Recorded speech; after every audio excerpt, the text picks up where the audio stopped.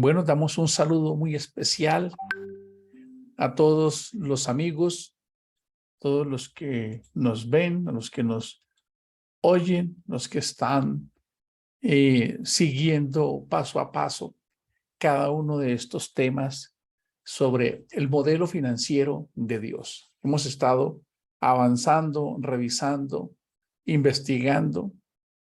Somos conscientes de la gran responsabilidad que conlleva hablar de un tema tan polémico, tan espinoso, tan controversial, pero nuestro deseo es que se conozca cada vez más con precisión el mensaje de Jesús, más exactamente siempre.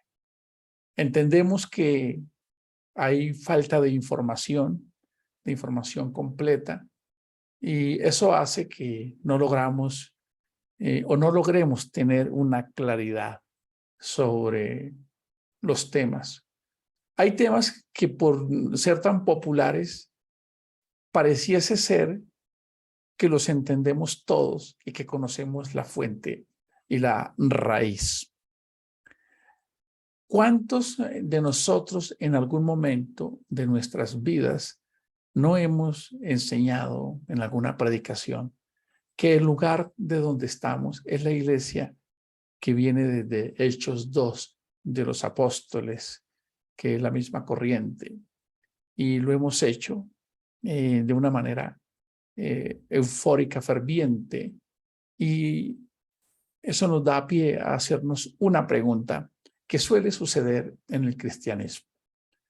Cuando nos convertimos al cristianismo, casi siempre nos convertimos por una filiación, por una cercanía, porque un amigo nos llevó, porque un amigo nos invitó, porque nos ayudaron en oración, porque estábamos buscando ser consolados, reparados, buscando cualquiera de los modelos de predicación, como la restauración, la parte financiera, la parte emocional, y llegamos y nos quedamos en cualquier lugar o en el lugar donde nacimos, donde nos predicaron el evangelio. Pero no es usual y casi nadie pide los fundamentos históricos, la génesis de la historia de esa comunidad, de esa iglesia, ¿verdad? De esa razón social. Y posiblemente todos confiamos, ¿verdad? Confiamos en que tiene una doctrina pura y que es impecable. Seguramente hasta el mismo nombre podría aseverar que es así. Pero quisiera eh, inquietarlos a todos. Quisiéramos algo que se llama trazabilidad. Trazabilidad, que significa realmente seguir la línea en el tiempo o la línea en el proceso para entender dónde estamos, en qué hemos creído, en qué nos hemos basado, cómo tenemos esos principios doctrinales en nuestra comunidad o iglesia. ¿Son los que vienen desde Hechos 2? ¿O de dónde aprendimos? ¿De dónde los recibimos? ¿De España? ¿De Estados Unidos? ¿De Canadá? ¿De dónde viene nuestra fe? ¿Quiénes son los padres de los grandes movimientos de Latinoamérica? Es muy importante que esto lo tengamos claro, porque el desconocerlo hace que la historia se vuelva a repetir. Como lo dice esta gran frase muy conocida por todos: el que no conoce la historia está condenado a repetirla. Así que, queridos líderes, amigos y hermanos, creo que estamos en un buen momento de la historia para reinventar la forma en que nos conducimos a través de la iglesia del Señor. Quiero invitarles a todos los que están viendo estos videos sobre el modelo financiero.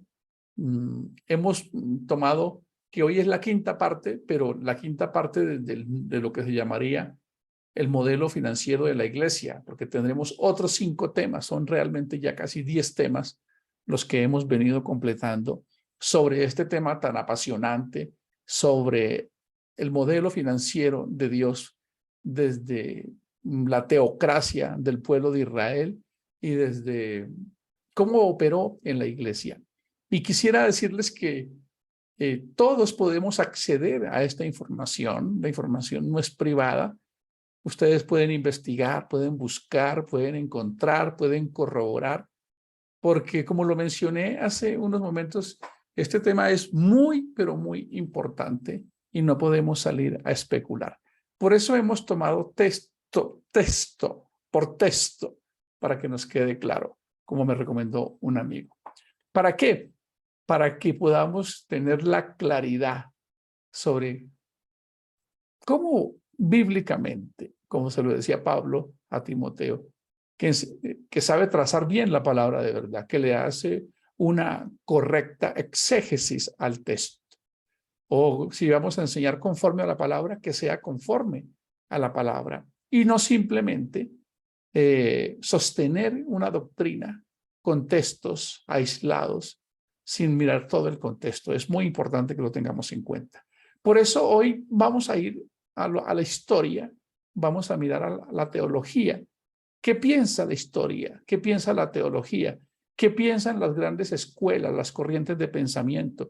¿Qué piensan los grandes diccionarios, las grandes enciclopedias sobre la historia del diezmo? Déjenme contarles un poco, después de pasar un buen tiempo investigando sobre estos temas, que encontré y que ustedes también pueden encontrar. Yo puedo compartirles la información, pero como es algo tan serio, donde todos estamos comprometidos, pues valdría la pena que nos diéramos la oportunidad de corroborar esta información. Como los de Berea, ¿recuerdan? ¿Qué es un dogma? Un dogma es cuando yo establezco una doctrina y no permito que sea revisada o cuestionada o que alguien pueda disentir. Eso realmente encarna la naturaleza de un dogma. Así que lo que estamos haciendo acá es un colectivo, es un genio colectivo, porque todos pueden aportar y todos pueden hacer apología del tema. Todos podrían decir, puede que sí, puede que no, pero vamos a mirarlo al dedillo, justo, tema por tema, desde la academia, desde la historia, desde la teología, desde las grandes fuentes y desde las grandes autoridades en teología. Por eso les preguntaba hace un momento, ¿de dónde viene el modelo de fe que practico y del cual estoy adherido?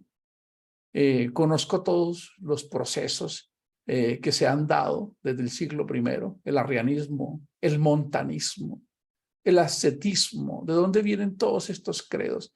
Y si realmente lo que nosotros creemos hoy hace parte del modelo eclesial de la iglesia que fundó Cristo, o dónde fue permeado, o dónde se aprendieron modos, culturas, procedimientos que realmente no fueron estipulados en la iglesia que fundó Jesús desde el siglo I y que le dieron continuidad los apóstoles. Déjenme contarles dos fuentes primarias para que ustedes lo vean. Hay un diccionario de teología que se llama el diccionario Wycliffe, diccionario de teología Wycliffe, dice: el silencio de los escritores del Nuevo Testamento, particularmente en Pablo, en relación con la actual validez del diezmo, puede explicarse solo sobre la base de que la dispensación de la gracia no tuvo más lugar para una ley sobre el diezmo, ni para la ley del sábado, ni de la circuncisión, sino que no dio lugar, por eso no se menciona. Esta es una nota que sale en esta gran enciclopedia de teología, Wycliffe. Les invito a profundizar. Hay un hombre, un teólogo, también doctor, que se llama Russell R. Kelly. Es un personaje que ha escrito mucho sobre el diezmo. De hecho, sus artículos han salido en grandes diarios de los Estados Unidos, ha causado una gran conversación sobre el tema. Y él escribe algo muy importante, donde dice: la historia revela que el diezmo se convirtió en una doctrina cristiana solo después de que la Iglesia Católica Romana estrechó manos con las fuerzas seculares y políticas. Sin embargo, Del mismo modo que el diezmo era una ordenanza que nunca produjo crecimiento espiritual en el Israel nacional bajo el pacto antiguo, así también el diezmo nunca condujo al crecimiento espiritual cuando fue usado por los cristianos, y a su debido tiempo fue obligado a retirarse por segunda vez por las iglesias estatales. Escribió un libro que se llama ¿Debe la iglesia cristiana enseñar el diezmo? Estas son fuentes que ustedes pueden encontrar y que pueden verificar, pero vamos a mirar otras fuentes para que veamos qué sucede, de dónde viene entonces, dónde, si la iglesia del siglo I, con todo este análisis que hemos hecho, y si el apóstol Pablo, ni ninguno, como lo acabamos de leer en el comentario de la Enciclopedia Teológica Wycliffe, que ninguno de los apóstoles la mencionó, no solamente Pablo, sino ninguno de los apóstoles hizo mención del diezmo, obedece justamente a que ellos estaban seguros que estaban en una era totalmente distinta, que era un pacto bajo mejores promesas. La Enciclopedia Americana dice lo siguiente, que no se practicaba en la iglesia cristiana primitiva el diezmo, pero poco a poco se hizo común por el siglo VI en el concilio de Macón. En el año 585 después de Cristo, la Iglesia Católica Romana hizo que el diezmo fuera una ley oficial de la Iglesia. Se intervino sobre este asunto otra vez en el concilio de Rouen en el año 650 después de Cristo y en el concilio de Metz en el año 756. Incluso por los tiempos de Carlomagno, rey de los francos y emperador del Imperio Romano de Occidente, en el año 784 se impuso el diezmo nuevamente en la iglesia, además de nombrar a los obispos. Carlomagno se ocupó de legislar acerca de la vida de la iglesia. Esta legislación incluyó el descanso dominical obligatorio, la imposición del diezmo como si fuera un impuesto y el mandato a predicar sencillamente en la lengua natal, que es de ahí donde se motiva la traducción del hebreo al griego y surge lo que se conoce como la traducción de los 70 o la Septuaginta. Toda esta información ustedes la pueden encontrar buscando, colocando en internet. ¿Es vigente el diezmo para la iglesia? Con los nombres que les he dado, ustedes pueden encontrarlo, porque esa es la idea. En un tema tan importante, tan relevante, no podemos quedarnos simplemente con la información o la fuente de alguien. Pero ya hemos invertido bastantes horas, bastante tiempo en leer y en investigar, pero nos gustaría contar con que ustedes también se dieran la oportunidad de poder corroborar como lo debería esta información. Dice que una vez cesada la persecución, esta es fuente de Wikipedia, dice una vez cesada la persecución en los siglos IV y V, porque lo que dice la historia es que hasta el año 500 el diezmo no se registra en la iglesia que fundó Cristo, en la iglesia de la gracia. Es justamente en el año 586, como lo acabamos de ver, donde se genera justamente a través de, como les mencionamos hace un momento, del concilio de Macón, que se genera el diezmo, no desde la iglesia cristiana fundada por Jesús, sino desde la iglesia católica romana, la que nace desde el año 320, 323, en el concilio de Nicea. ¿Qué es importante que tengamos en cuenta? Esto que vamos a seguir leyendo. Dice que una vez cesada la persecución en los siglos IV y V, se encuentran algunas declamaciones de los papas exhortando a los pueblos cristianos a efectuar la regalía en moneda. Empezó como un derecho a principios del siglo VI y se reputaba por obligación rigurosa el diezmar. Según un sermón de San Cesáreo, obispo de Arles, se infiere que la costumbre se generalizó a finales del siglo VI. Sin embargo, en Borgoña, en el occidente del país, en el año 585, reinando Contrano, se celebró el Concilio II de Masticolense, en el cual se mandó por el canon V que se pagasen los diezmos como devengo o como ingreso de la Iglesia Católica, y a partir de aquí se fue extendiendo la costumbre que llegó a ser universal en todo Occidente. Esta es la fuente de Wikipedia. ¿Qué viene acá? Hay un artículo del diccionario bíblico de James Hastings, que lo voy a leer también, dice: en los primeros siglos, después de la era apostólica, la Iglesia no adoptó el diezmo. Dice lo siguiente: después de la muerte de los apóstoles, tampoco encontramos que la Iglesia se haya sustentado con base a la exigencia de los diezmos a sus feligreses, ¿verdad? Se admite universalmente que el pago de diezmos o décima parte de las posesiones para propósitos sagrados no encontró lugar dentro de la Iglesia cristiana durante la edad cubierta por los apóstoles y sus sucesores inmediatos. Al diezmo se le dio poco énfasis durante los primeros 500 años después de Cristo. Una declaración de Ireneo, que vivió del 140 al 202 después de Cristo, arroja alguna luz donde él escribe: mientras que ellos, los judíos, acostumbraron a retener los diezmos de sus propiedades como consagrados, los otros, los cristianos, por otro lado, que han alcanzado libertad, dedican para el uso del Señor todas las cosas que poseen, ofrendando gozosa y libremente en mayor abundancia, porque tienen una esperanza más grande. Es un libro que se escribe que se llama La vida responsable, citado por Flaviano Amatuli. Es algo que se encuentra basado en el diccionario bíblico de James Hastings. Con toda esta información, lo que estamos haciendo es inquietando a los líderes espirituales para que reflexionemos y digamos dónde quedó el eslabón perdido.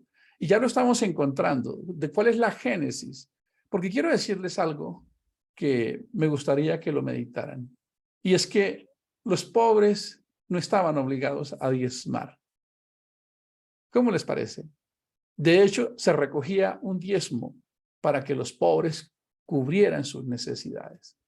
Claro, seguramente la tradición también ha logrado permear muchas veces al cristianismo, diciéndole que dándole a Dios es un canal de bendición, lo cual realmente se convierte en una transacción muy similar a la que expresó Jacob. Si me das, tú serás mi Dios y además te daré la décima parte de todo lo que me corresponda. Voy a mirar dos noticas más para que vayamos avanzando. ¿Cómo funciona esto? Lamentablemente, la imposición del diezmo dejó algunas víctimas. Hay un gran predicador en el año 1476, de nombre von Hans, que era oriundo de Alemania, se opuso al diezmo por la parte del clero de la iglesia tradicional, y lamentablemente la historia habla en fuente Wikipedia que fue condenado a la muerte por herejía y murió en la hoguera en el año de 1476, fuente de Wikipedia, por haberse opuesto a una forma de que los pobres que pasaban por circunstancias difíciles fueran coaccionados o presionados a diezmar. Bueno, vamos a mirar un poco para que concluyamos cómo se fue metiendo, perdónenme la expresión, en Occidente. Dice lo siguiente: en la nueva economía de Dios, el modelo del diezmo es desplazado por la ofrenda. Es lo que realmente se queda en el nuevo pacto.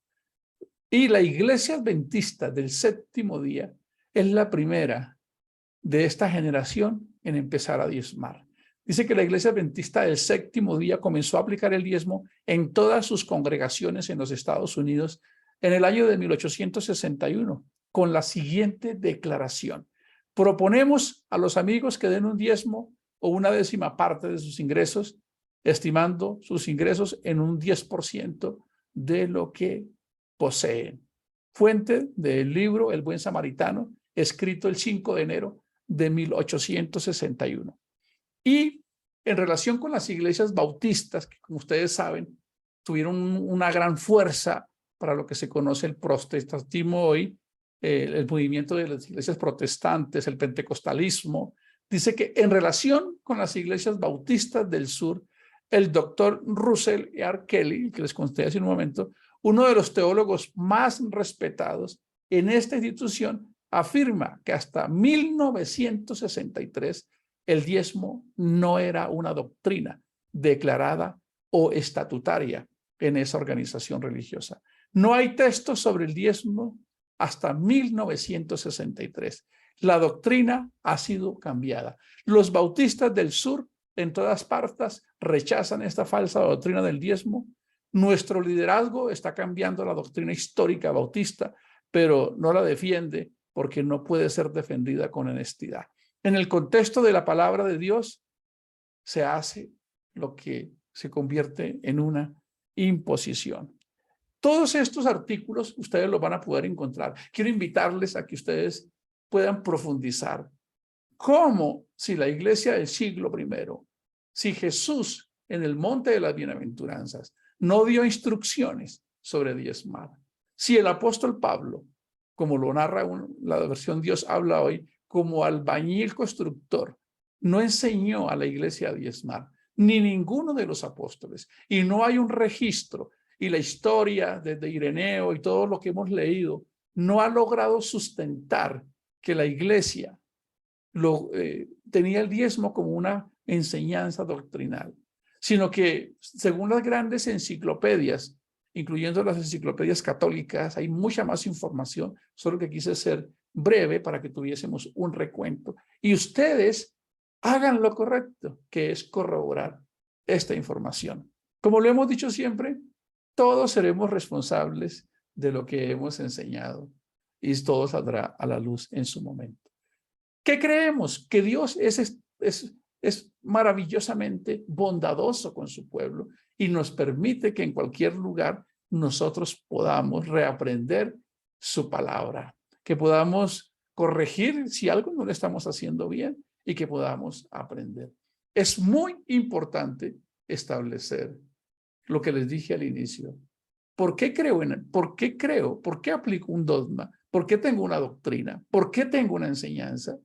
¿Cuál es la génesis de esto? ¿Cuál es el origen? Y aunque tenemos una gran oportunidad de un Dios maravilloso, es hora de que nosotros vayamos a la correcta interpretación de la palabra.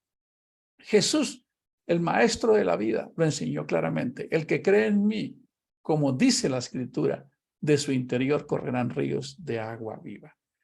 Quise hacer este recuento histórico para que no nos quedáramos sin las fuentes de lo que son las grandes escuelas de pensamiento, las grandes enciclopedias que pueden ustedes investigar para que tuviésemos una información veraz y certera sobre este tema en mención. El modelo financiero de Dios para la teocracia de Israel y para la iglesia del Señor. Mañana continuamos con el modelo que Pablo implantó para la iglesia del Señor. Bendiciones para todos, que tengan un buen inicio de semana. Bendiciones.